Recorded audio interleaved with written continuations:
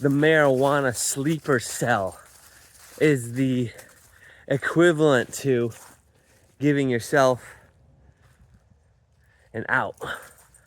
You don't want to give yourself an out. If you're looking to quit marijuana, there will always be a back door to start smoking again.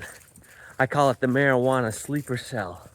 You know, you can say you're gonna quit, you can throw your stuff away, and you can not be in possession of it, but you got that nose. It always knows. And I want to make a confession that I did great this past week with not smoking marijuana, but there was an occasion. I am currently getting my kitchen and bathroom downstairs remodeled, and the contractor is a burner. Now, I can burn all of my bridges with dispensaries or with my buddies who got the homegrown, not carry it at home, you know, go through all the things, the checklist of things that one would do when they're giving up marijuana. But if you got a marijuana sleeper cell, you know that you always have a back door out for just a little puff. And that's what I did this past week. I had my contractor, you know, he's a cigarette smoker too, so he's out there taking a little break, having a puff. And it's not like I hadn't noticed. I saw the one hitter. Okay, so I make a cup of coffee and I weasel up. Hey man, what you got over there? Sure enough, it's offered. And sure enough, I take it.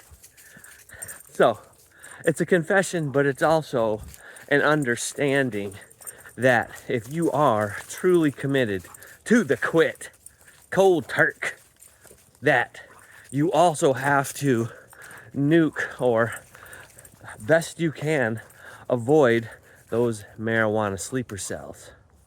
Got another little story as a jumping off point with that.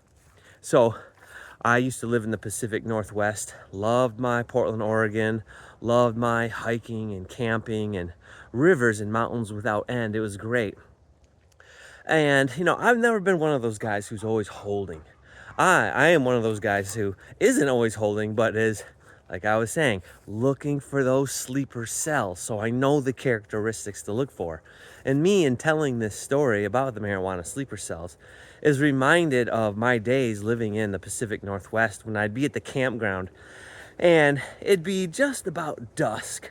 I knew that everybody had just finished their dinner, their main meal, and they were settling in around the fire. Now me, maybe in certain circumstances, would not be holding any weed, and I'd just fill my pockets full of beers, and I would, what I call, panhandle the campground. You know, just be cool, just be friendly, go up and talk to people. I love that kind of thing anyway.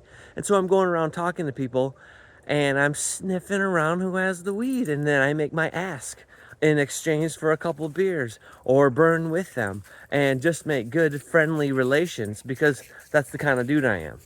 But it's also akin to understanding where your back door, where your marijuana sleeper cells are. Anyway, this is another vlog. This is another dispatch from the trail here, walking in an otherwise great week. But I did pony up to the one hitter, and that is because I am an artist with understanding where my back doors are.